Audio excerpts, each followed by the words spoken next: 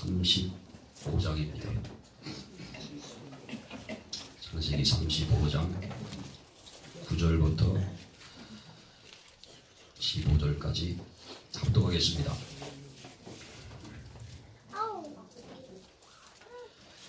같이 한번 읽겠습니다. 시작. 야곱이 밧다람에서 돌아오매 하나님이 다시 야곱에게 나타나사 그에게 복을 주시고 하나님이 그에게 이르시되 내 이름이 야곱이다마는 내 이름을 다시는 야곱이라 부르지 않겠고 이스라엘이 내 이름이 되리라 하시고 그가 그의 이름을 이스라엘이라 부르시고 하나님이 그에게 이르시되 나는 전능한 하나님이라 세력하며 권성하라 한 백성과 백성들의 조계가 내게서 나오고 왕들이 내 손에서 나오리라. 내가 아브라함과 이삭에게 준 땅을 내게 주고 내가 내 후손에게도 그 땅을 주리라 하시고 하나님이 그와 말씀하시던 곳에서 그를 따라 올라가시는지라. 야곱이 하나님이 자기와 말씀하시던 곳에 기름고 돌기름을 세우고 그 위에 전제물을 붓고 또 그 위에 기름을 붓고 하나님이 자기와 말씀하시던 곳에 이름을 베델이라 부르더라. 아멘. 오늘 말씀 제목은 나를 붙드시는 하나님의 은혜입니다. 어떤 남학생이 연애 편지를 써가지고 자기가 좋아하는 그 여학생 사물함에 이렇게 끼워놨습니다. 근데 그 사물함이 이름이 써있는 게 아니고 번호로 이렇게 써있습니다. 잘못 착각해가지고 옆에 여학생 곳에다가 이렇게 편지를 끼워놨습니다. 근데 그 여학생이 그 편지를 읽고 감동을 받았어요. 둘이 이제 남학생은 나중에 알았어요. 아, 내가 실수했구나, 잘못 겪구나 이거. 근데 알면서도 그냥 그 여자하고 이제 사귀게 됐어요. 차마 내가 실수했다고 말을 못하고 계속 이렇게 사귀게 됐는데 그러다가 결혼까지 했습니다. 그리고 결혼한 지 30년 만에 아내에게 얘기했어요. 과거에 실수한 걸 좀 얘기했어요. 내가 실수해가지고 이렇게 당신하고 사귀어서 이렇게 결혼까지 하게 됐다고. 근데 내가 살다 보니까 진짜 당신을 만난 거는 하나님의 계획인 것 같다고. 그랬더니 아내가 하는 말이 사실은 내가 그 편지 내가 바꿔놨다고.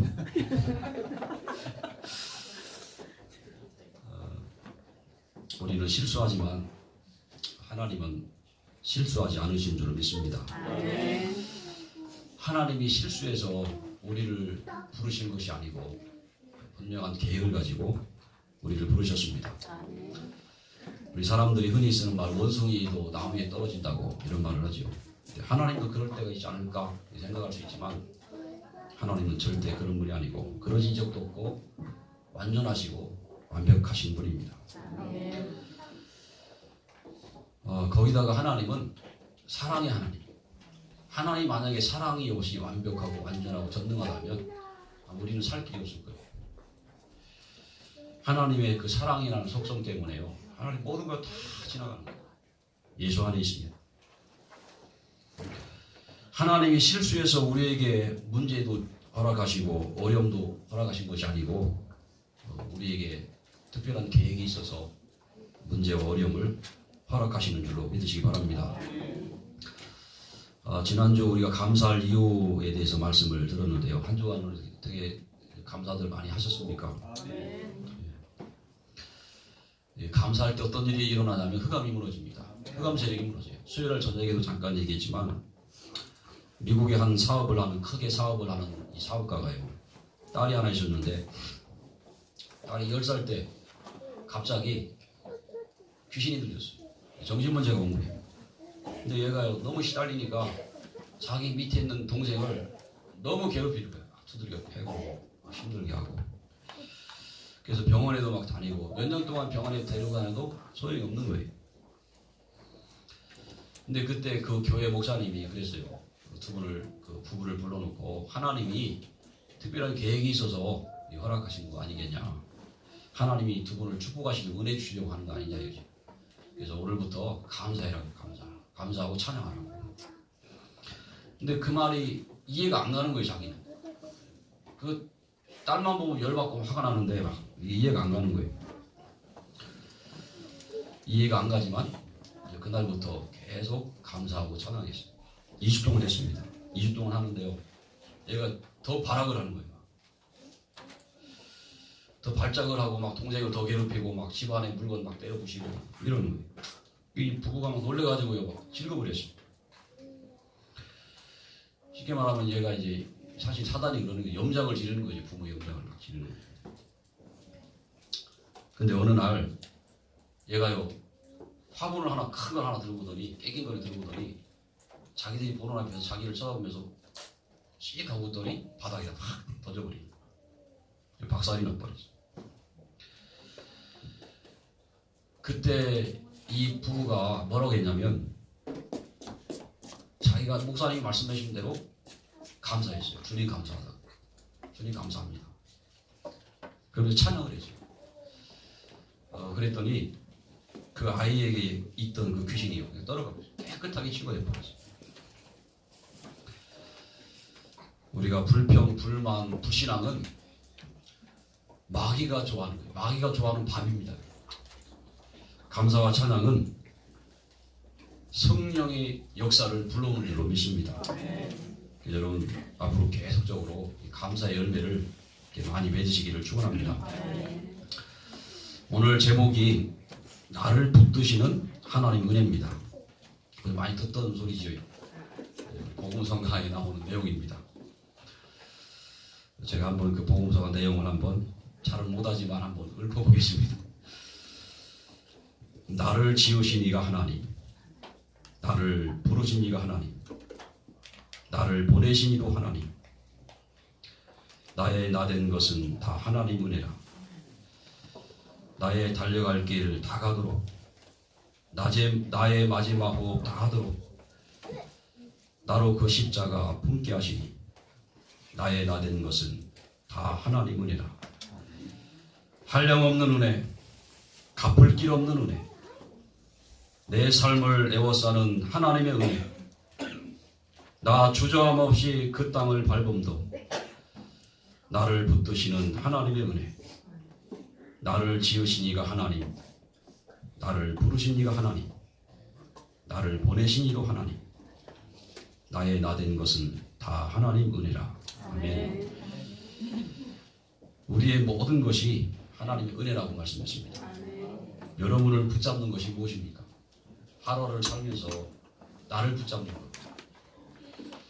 근심과 걱정과 불평과 불만과 불신앙입니까? 오늘 이후로 하나님의 은혜의 복음과 말씀이 여러분을 붙잡으시기를 주 이름으로 축원합니다. 이스라엘 백성들이 요단이라고 하는 문제 앞에 섰어요. 이스라엘 백성들은 그 요단 앞에서 어떻게 요단을 바라보냐, 믿음으로 바라봤어요. 과거에 그 부모들이 40여 년 전에 홍해바다를 바라보면서요, 불신앙했습니다. 염려하고 모세를 원망, 차라리 우리를 그냥 애굽에 살게 두지 왜 여기까지 와가지고 홍해 앞에서 죽게 만드냐 이거지. 근데 요단 앞에 선 이스라엘 백성들이 믿음의 눈으로 요단을 바라봤습니다. 그 요단 앞에 선 사람들은 누구냐? 렘넌트들이었어요. 그 부모들은 다 가고 죽고 그 후대들이 남아가지고 이제 요단 앞에 선 겁니다. 근데 이 렘넌트들이요, 40년 동안 뭘 봤냐면 하나님이 하시는 걸 봤어요. 광야길 걸어오면서 밤에는 불기둥으로, 낮에는 구름기둥. 40년 동안 먹을 것이 없는 광야 아닙니까? 그 광야에 하나님 만나를 내려가지고요, 굶어 죽지 않고 40년 동안 광야길을 걸어왔어요. 신발도 헤어지지 않고 옷 떨어지지 않고. 그거를 렘넌트들이 봤습니다. 어떻게 할 때 이렇게 이런 일이 나요? 언약 잡고 그 광야를 갈 때 하나님이 하시는 걸 봤어요. 요단강 앞에 섰을 그 시기는 요단강 물이 가득가득 차가지고 너무 저러는 그런 시기였습니다. 근데 거기에 한 명도 불신앙하는 사람이 없고 믿음의 눈으로 요단을 바라보고 있었어요. 그들의 믿음대로 요단강 물이 멈춰서게 되고요, 요단강을 마른 땅처럼 건너갔다 이렇게 말씀했어요. 이 렘넌트들 속에 새로운 것이 각인되어 있어요. 복음과 말씀과 성령의 역사, 하나님이 하신 역사가 이 속에 확 각인되어 있었어요. 그게 믿음으로 확 바뀌어졌어요.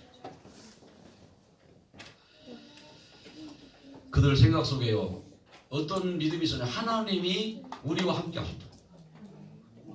그리고 하나님이 약속의 말씀 주신 대로 가나안 땅을 우리가 정복할 것이다.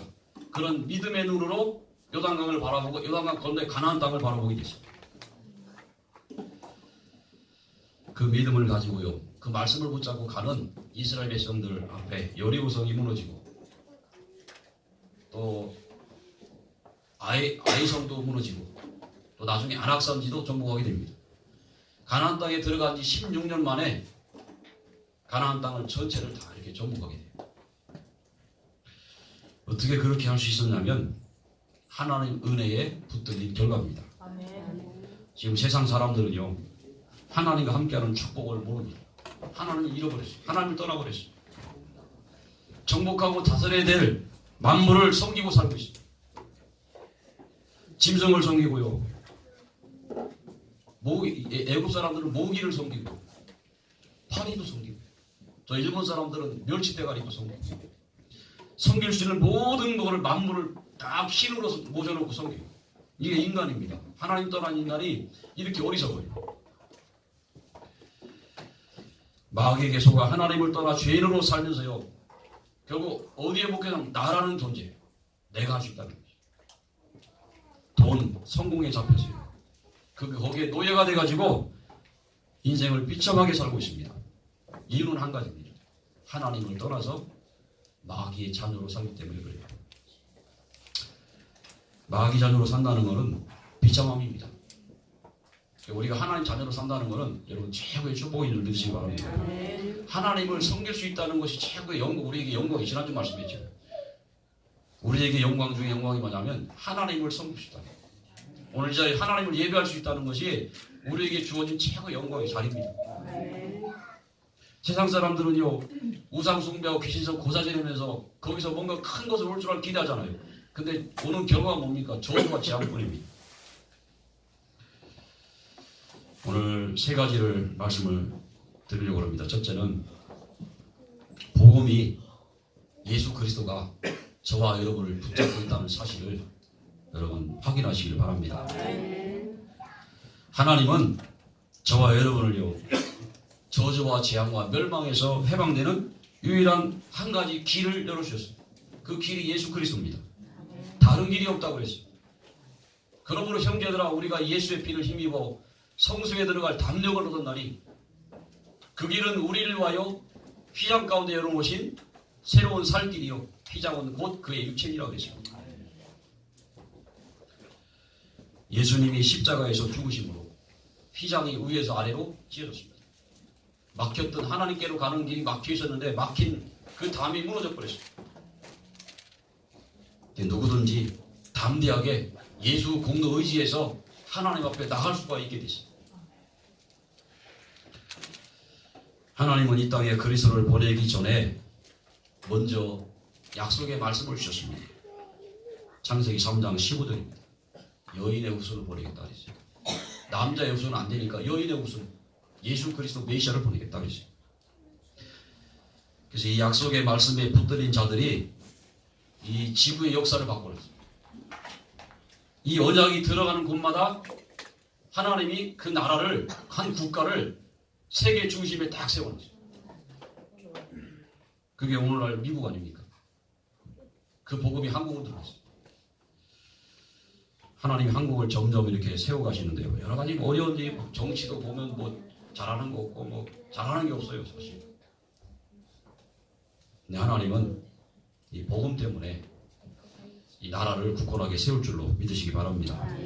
지금 당장 힘들고 어려운 것 같아도 여러분이 복음을 하나 잡고 있으면 하나님이 이 복음 때문에, 전도와 선교 때문에 저와 여러분을 세우실 줄로 또한 믿으시기 바랍니다.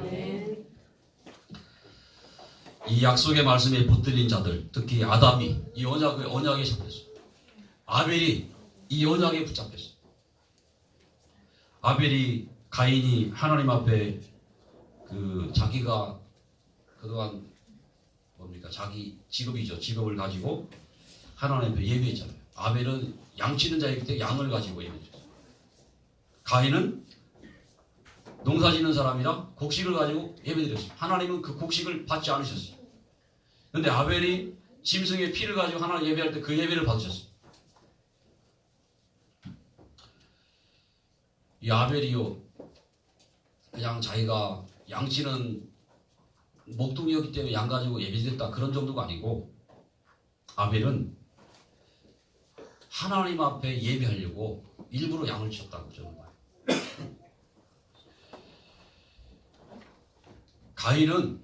가인도 알았을 거예요. 알면서도 하나님과 관계를 맺을 수 있는 언약을 묻혀버렸어요. 그 결과 아벨이 그 언약 잡고 있다가 순교를 하겠잖아요. 근데 그 순교는 그냥 지나가는 것이 아니고 두고두고 역사에 들어가요. 노아가 또 아브라함, 이삭, 야곱, 요셉이 이 언약에 잡혔어요. 이 언약 놓친 이스라엘은 애굽에 400년 동안 종살이했습니다. 근데 모세가 그 언약에 잡혀버렸어요. 언약에 잡힌 모세를 통해서 하나님은 이스라엘 200만을 애굽에서 건져내십니다. 출애굽의 주역이 됐죠. 구약에 이렇게 예언한 이 메시아, 그 주인공이 이 땅에 오셨습니다. 그분의 이름이 예수입니다. 그분이 그리스도의 지체로 오셨어요. 십자가의 죽으심으로 죄와 마귀와 지옥의 문제 해결하시고 우리를 죄에서, 마귀 권세에서, 지옥의 권세에서 건져주셨습니다. 그래서 우리가 이 예수 그리스도를 구주로 영접했다고 하는 것은 이건 100% 하나님 은혜입니다. 오늘 본문의 야곱이요, 야곱 인생 속에 하나님이 어느 날 찾아오셨어요. 창세기 28장에 위기 속에 있을 때 하나님 찾아오셔서 은혜를 주셨습니다. 하나님이 찾아오셨다는 뭡니까? 복음 아닙니까? 우리 하나님께 찾아갈 수 없으니까 하나님이 야곱에게 찾아오셔가지고 은혜를 주셨어요. 그 뒤로부터 하나님은 야곱을 한 번도 버리신 적도 없고 놓은 적도 없고 끝까지 붙잡고 있어요. 야곱이요, 그렇게 어려운 고난 당하는 중에도 하나님은 여전히 함께 하셨어요. 야곱은 그것을 모르고 살았을 뿐이지 하나님은 한 번도 야곱을 떠나신 적이 없어요. 늘 붙잡고 계셨어요. 근데 야곱이요, 드디어 그 하나님의 은혜를 깨닫게 되는 거예요. 아, 하나님이 내 인생을 그동안 나를 붙잡고 있었구나. 나를 버리지 않으시고 나와 늘 함께 하셨구나. 이거를 깨닫게 돼요. 베델로 올라가는 겁니다. 베델에서 큰 은혜 받게 되죠. 빌립보서 2장 6절로 8절에 보면 근본이 하나님, 예수님은 근본 자체가 하나님이라고 했어요. 근데 예수님은 종의 형체를 가지사 사람의 모양으로 오셔서 죽기까지 복종하셨으니 곧 십자가의 죽으심이라고 했습니다. 우리 주님이 십자가의 죽으심으로 죄와 마귀와 지옥의 문제를 완벽하게 해결하신 줄로 믿습니다. 그 예수 그리스도를 믿을 때 우리는 구원을 받게 되고 구원받은 저와 여러분 속에 성령이 오셔서 영원토록 함께 하시는 줄로 믿습니다. 그래서 우리가요, 그래서 소중한 존재예요. 예수 안 믿으면 우리는요 비참한 존재예요. 가치가 없어요. 가끔 말씀드리지만 짐승은 죽다가 살면 그냥 죽으면 끝이지만 우리 인간은 죽으면 하나님 모르면 지옥 가잖아요. 가치 없는 존재가 아니라 완전히 막 그 저주 재앙 속에 있는 존재. 그런 우리를 하나님이 예수 그리스도를 통해서 구원해 주셨습니다. 이 하나님 은혜입니다. 저와 여러분이요 복음에 집중할 때 나를 위해서 이 땅에 오시고 나를 위해 죽어주시고 부활하신 예수님을 이렇게 생각할 때 계속 묵상하다 보면 깨달아지는 게 있어요. 아, 하나님이 나를 붙들고 계시는구나. 이 깨달아집니다. 모르고 있다가도 하나님 이 사시간 우리를 붙잡고 계시는데요. 그 하나님 은혜를 깨닫게 돼요. 사도행 5장 42절에 보면 초대교회는 성전에 있든지 집에 있든지 예수는 그리스도라 가르치기와 전도하기를 그치지 아니했다 그랬어요. 초대교회는요 그리스도에 완전히 잡혀 살았어요. 예수 그리스도가 여러분의 주인 되시기를 주의 이름으로 축원합니다. 날마다 고백하세요. 예수님이 나의 주인이십니다. 고백하세요. 날마다. 아침에 일어나시면 기도하시면서 오늘도 예수 그리스도가 내 인생의 주인입니다. 하나님 내 생각대로 살지 않고 하나님 원하시는 뜻을 따라갈 수 있도록 인도해 주옵소서. 잘 안 돼도 하세요. 매일 하세요. 실제가 우리 인생의 주인이 그리스도가 맞잖아요. 그분이 우리를 붙잡고 있는 것도 맞잖아요. 내가 그 모르고 살 뿐이지, 내가 그 인도를 못 받고 살고 있을 뿐이지 사실이거든요. 주인 되신 그리스도로 말미암아 우리는 죄와 저주와 사망 권세에서 영원히 회복받았습니다. 사단과의 싸움에서 이미 우리는 승리한 자인 줄 믿으시기를 축원합니다. 어제 집중신학원의 강감용 목사님 오셔가지고 이렇게 좀 간증을 해주셨습니다. 그 목사님이 처음에 이렇게 목회를 하시는데요, 얼마나 열심히 특신인지 교회가 한 150명 또 막 열심히 한 300명까지 이렇게 쭉 올라갔어요. 교회가 이제 성장을 하니까 교회도 졌어요. 새로 이렇게 빚내가지고 졌어요. 근데 이 목사님이 어느 날 이 복음운동을 시작한 거예요. 옛날에는 프로그램 가지고 이렇게 돌리다가 그 재미 때문에 교인들이 막 왔었는데 이제 복음운동 시작한 이후로 교인들이 떠나가는 거예요. 하나씩 몇 명 남았냐? 8명 남았어요. 300명 중에 8명밖에 안 남았어요. 얼마나 교회가 힘듭니까? 이자 갚아야 돼. 이자도 못 갚지. 목사님이 그것 때문에 스트레스를 많이 받으셨어요. 그러다 어느 날 강경화가 와버렸어요. 완전히 다운돼가지고요. 목사님이 어느 날 가출을 하셨대요. 가출을 하셔가지고 울산에 사시는데 저 대구로 가출해가지고 3일 동안 양주만 품하셨대요. 이 목사님 과거에 예수 믿기 전에 깡패였어요. 전직 깡패. 그러니까 이 깡패들은 주로 술도 먹고 고급 술 먹잖아요. 그게 체질이 있어가지고 양주를 먹는데 얼마나 맛있나요? 지금도요. 지금은 안 먹는데 양주가 너무 좋아. 냄새 맡으면 너무 좋아갖고 냄새 맡을 때 이렇게 먹지는 못, 속이 한 줄이가 먹지는 못하고 목사님이가 또 안 먹겠죠. 3일 동안 술을 계속 마시다가 이제 집에 사모님한테 전화를 했어요. 사모님 전화를 받자마자 하시는 말씀이 목사님 교인들이 기다린다고.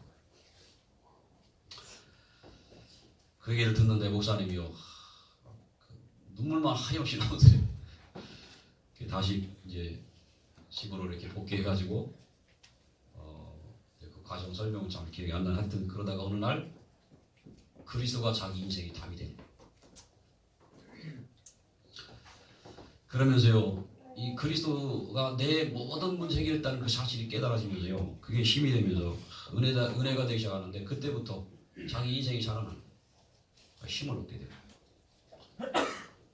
그러다 보니까 어느 날 자기 여기 간경화는 그냥 어느 날 보니까 그냥 치료돼버리고 지금은 사역을 잘 하시는데 보니까 주로 이제 그 교회 미션홈이 있는데 그 미션홈에 자기 같은 사람들, 완전 실패했던 사람들, 그 노숙자들, 하여튼 다 와가지고 거기서 은혜 받고 치유받고 이러고 있다고 이제 말씀을 하셨어요. 우리 인생 속에 하나님의 은혜가 이미 임했는데 우리가 모르고 살 뿐이지 어느 날 시간표가 되면 그런 은혜가 임하게 돼 있고요. 그런 은혜가 임할 때 여러분 인생이 완전히 바뀌는 줄 믿으시기 바랍니다. 사실 우리는 이미 바뀐 인생이에요. 근데 모르고 살고 있을 뿐입니다. 두 번째로 말씀을 드리겠습니다. 하나님의 말씀이 저와 여러분을 붙잡고 있어요. 말씀은 곧 하나님입니다. 말씀이 들어가면 바뀌게 돼 있어요. 무너진 인생도 말씀이 들리기 시작하면 그 인생의 변화가 일어나게 돼 있어요. 왜? 말씀은 곧 하나님의 능력, 창조의 능력이기 때문에 그렇습니다. 우리가 많은 말씀 가지고 그 인생이 변하는 게 어느 날 한 단어인데, 한 구절인데 성경 구절 중에도 한 단어인데 그게 어느 날 확 깨달아져가지고요. 그 인생이 변화가 일어나요.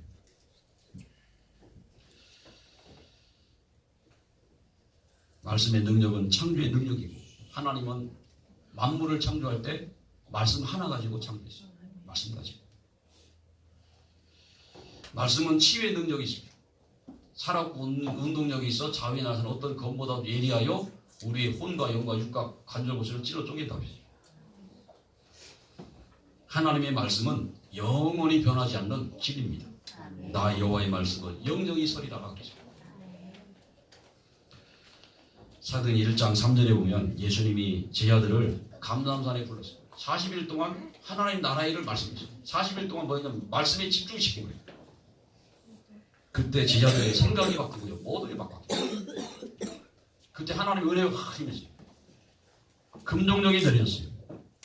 나가다락방에 모이면 위험한 상황에도 불구하고 거기에 모여가지고 열흘 동안 기도하면서 성령의 충만을 받습니다.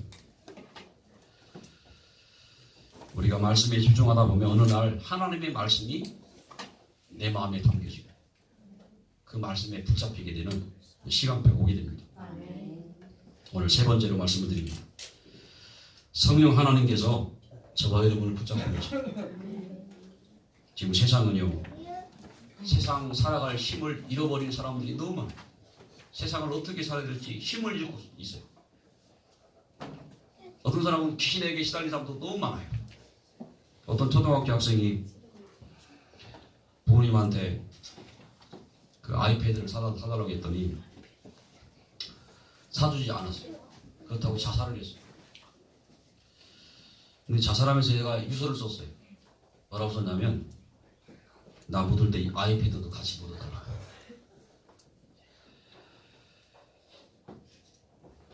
생각과 마음의 한계를 넘어설 수가 없는 거예요. 요즘 시대가 그래요. 너무너무 사람들이 약해져 있어요.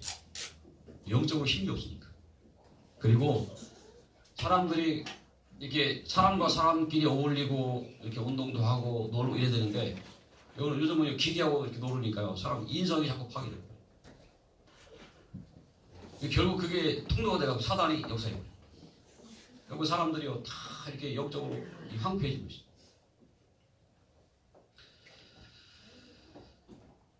사단이 이렇게 인간을 공격하는데 이 공격을 막아낼 수 있는 힘이 없는 거예요. 그래서 오늘 이 자리에 있는 저와 여러분은 기도의 힘을 얻으시기를 주의 이름으로 축원합니다. 아멘. 다윗은 10번의 죽음의 위기를 겪었어요. 자기와 죽음과의 차이는 한 걸음 차이라고 했어요. 근데 그런 모든 위기를 극복했습니다. 뭐 가지고요? 기도의 힘으로. 여호와는 나의 목자시니 내가 부족함이 없으리라고 해가지고. 하나님은 지금도 성령으로 저와 여러분과 함께하는 줄 믿으시기 바랍니다. 우리의 몸이 하나님 계신 성전이라고 했습니다. 기도가 뭡니까? 기도는 하나님이 나와 함께 하심을 깨닫는 시간이에요. 그걸 체험하는 시간이에요. 아 그렇구나.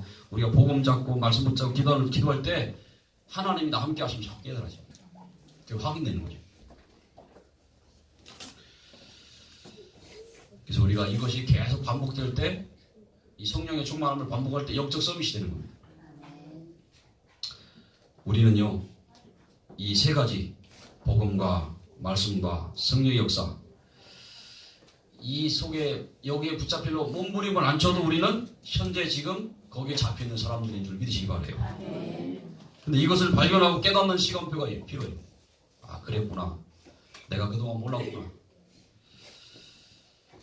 그래서 복음과 말씀에 집중하면서 기다리면 어느 날 시간표 그 깨달아지는 시간표 진짜 하나님과 함께 하시고 나를 인도하셨구나.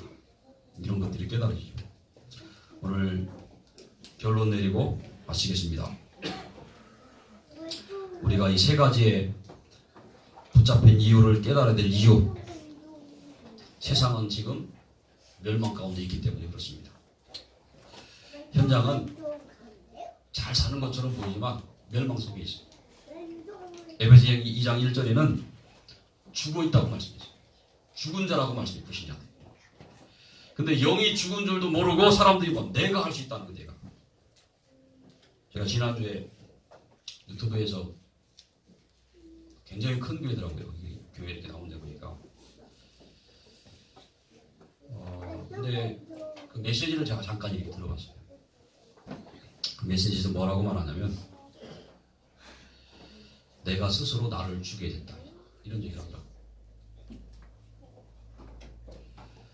결국은 내 힘으로 나를 죽여야 된다 그 말이야.